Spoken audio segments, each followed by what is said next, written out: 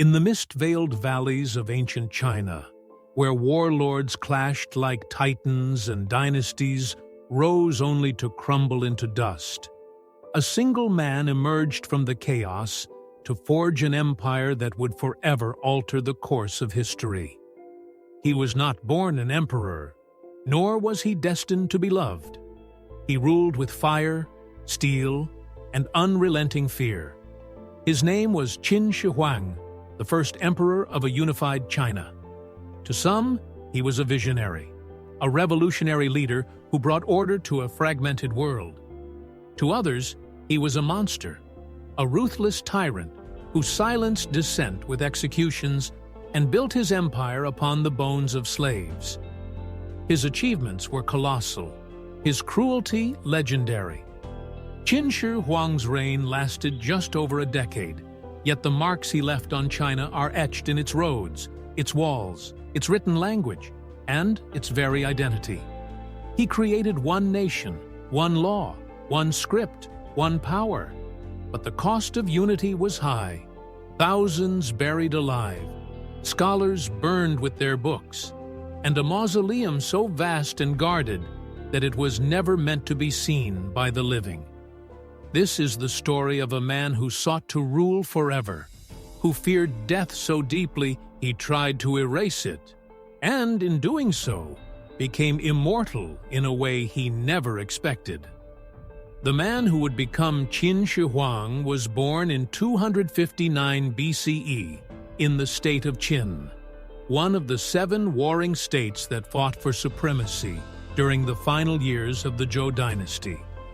His birth name was Yingzheng, and from the moment he entered the world, his life was entangled in power, deception, and blood.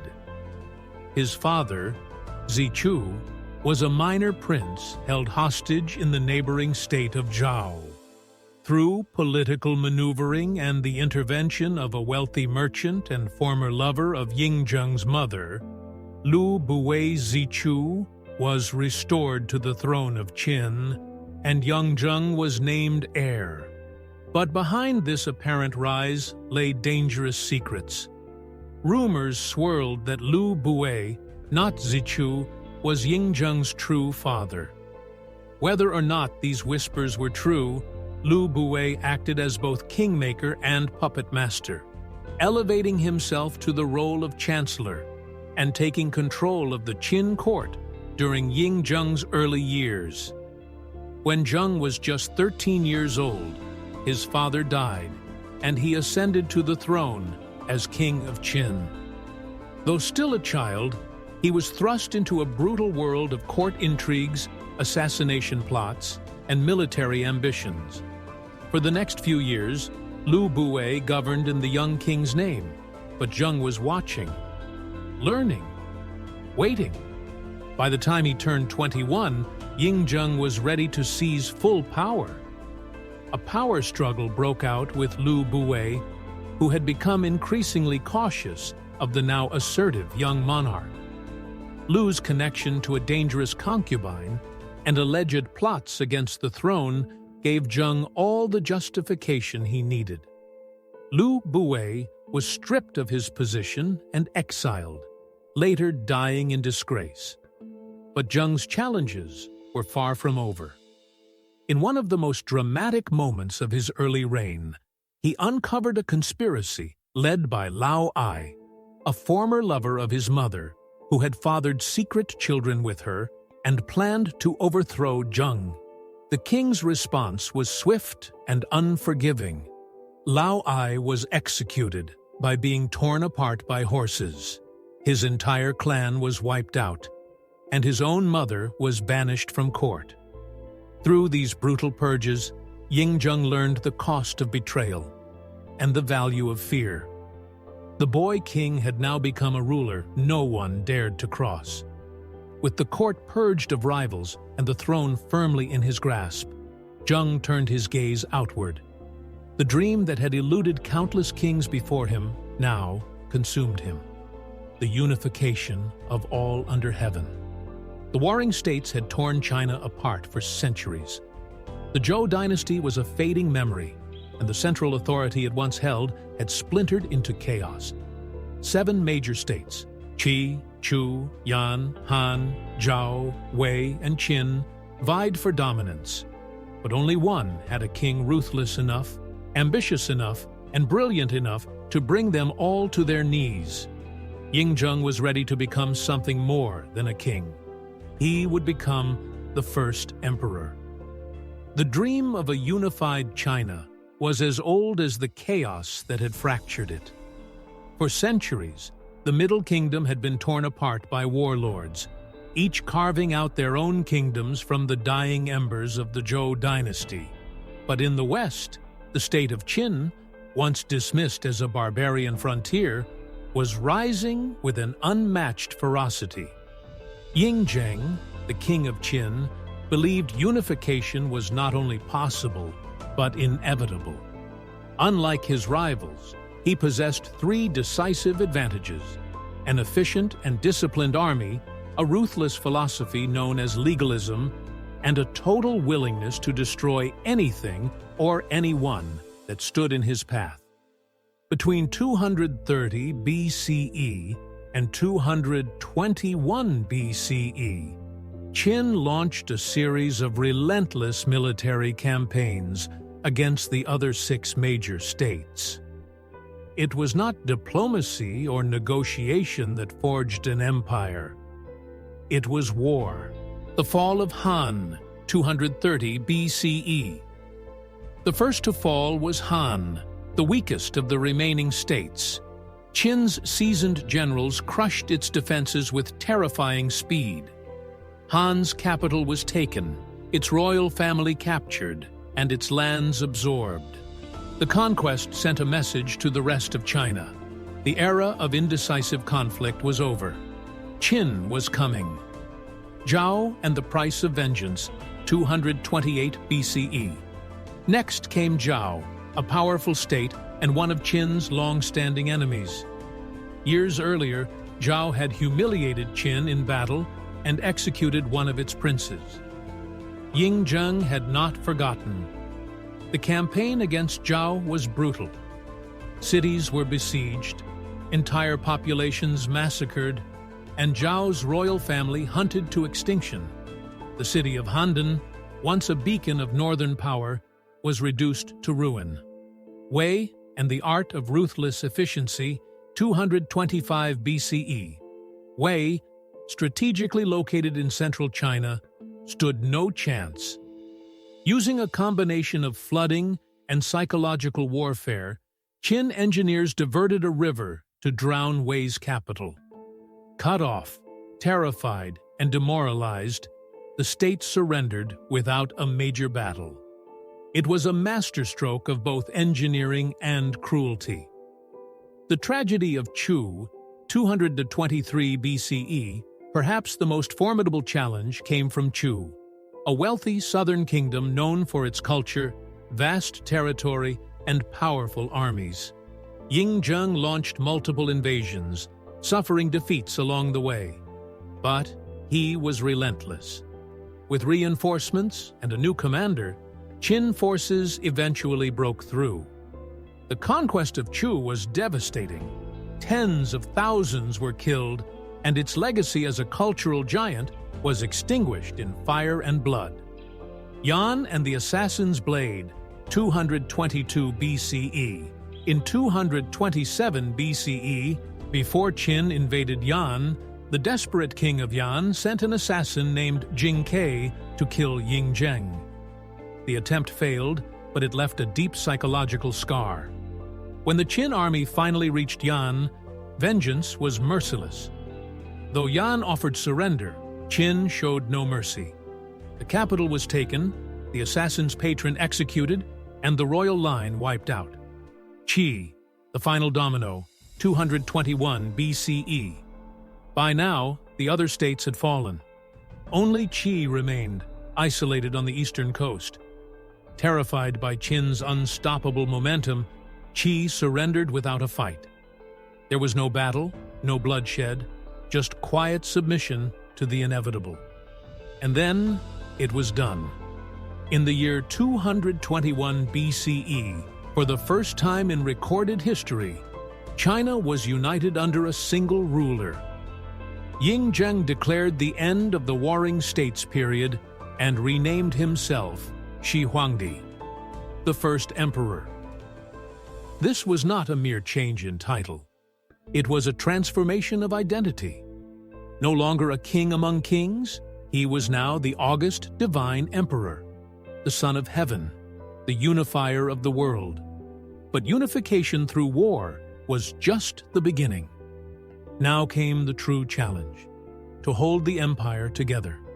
To govern this vast land, Qin Shi Huang would need more than armies. He needed to remake China itself, from its laws to its language, from its roads to its very beliefs. But first, he would cement his absolute power. In the aftermath of victory, Qin Shi Huang launched a ruthless purge of anyone who had aided the former states. Nobles were stripped of their land and power. Local lords were replaced with loyal governors appointed directly by the emperor. Aristocratic privileges were crushed. Independent thought was discouraged. And the memory of other kings, those who had once ruled, was to be wiped clean. Qin Shi Huang was not content to conquer the bodies of men. He sought to conquer their minds, their histories, their futures. The unification of China was complete, but peace under this emperor would not mean freedom. The conquest of China was not the end. It was merely the beginning of Qin Shi Huang's true ambition: to create a nation that would last for 10,000 years. But such a vision required more than swords and soldiers. The newly formed Qin Empire was vast, diverse, and deeply divided by centuries of cultural, linguistic, and legal fragmentation. Different states had used different currencies, calendars, scripts, laws, and measurements. Left alone, these differences would tear the empire. Qin Shi Huang's solution was as brilliant as it was brutal. Total stand absolute. But such a vision required more than swords and soldiers. The newly formed Qin Empire was vast, diverse, and deeply divided by centuries of cultural, linguistic, and legal fragmentation. Different states had used different currencies, calendars, scripts, laws, and measurements. Left alone, these differences would tear the empire apart. Qin Shi Huang's solution was as brilliant as it was brutal: total standardization and absolute control. With the help of his chief minister Li Si, he unified the Chinese script, imposed a single system of weights and measures, and replaced local currencies with a standardized coinage. Even the width of cart axles was regulated to ensure uniformity on the new imperial roads that stretched across the empire like veins of steel. These reforms were not only practical, they were psychological. They sent a clear message: the emperor's word was law, and his reach was inescapable. Legalism became the official philosophy of the state. Unlike Confucianism, which emphasized virtue and harmony, legalism focused on strict laws and harsh punishments. The assumption was simple: people are naturally selfish and only respond to reward and fear. Qin Shi Huang ruled accordingly. Minor offenses could lead to branding, mutilation, or even execution. Families were held collectively responsible for crimes. Surveillance was constant.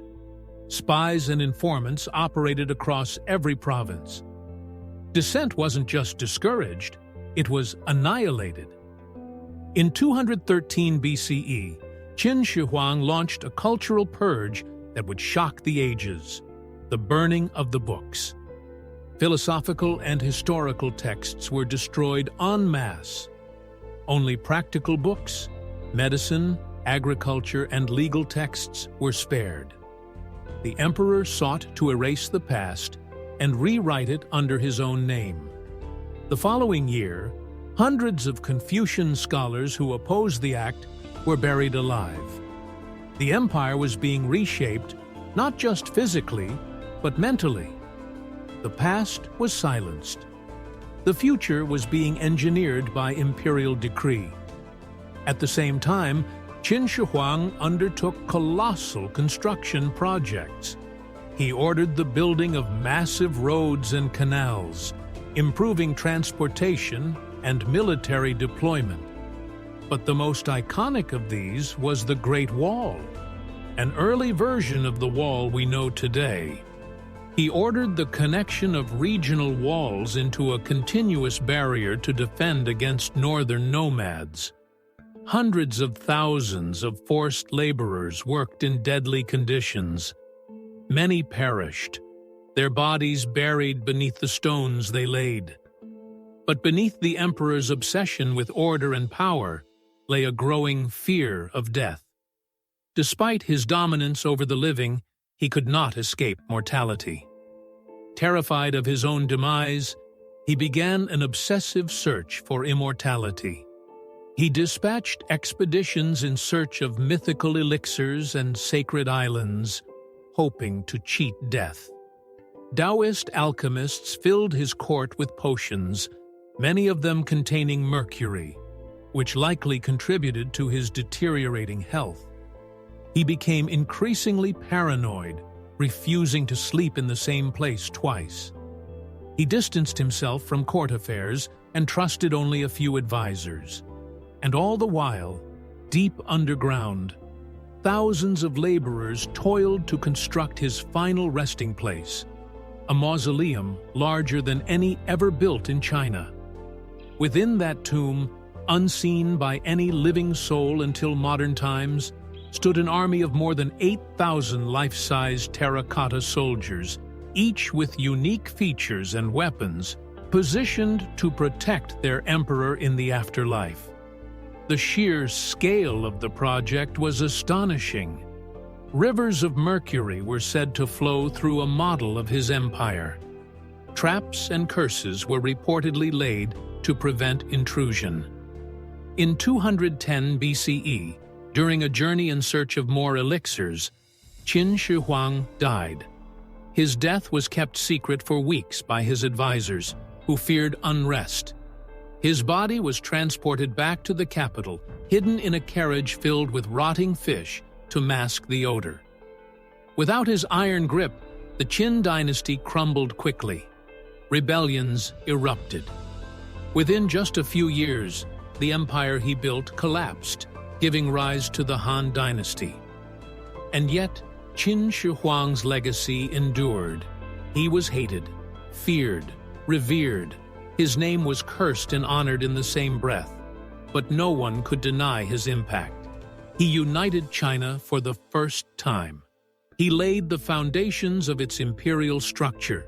He built the walls, wrote the rules, and forged a nation out of fire and stone. Though he died chasing immortality, he achieved it in a different way. His name lives on, not in temples of worship, but in history books, monuments, and the unbroken identity of a people he once ruled with an iron will. Thank you for watching our video. Don't forget to like and subscribe for more deep historical documentaries.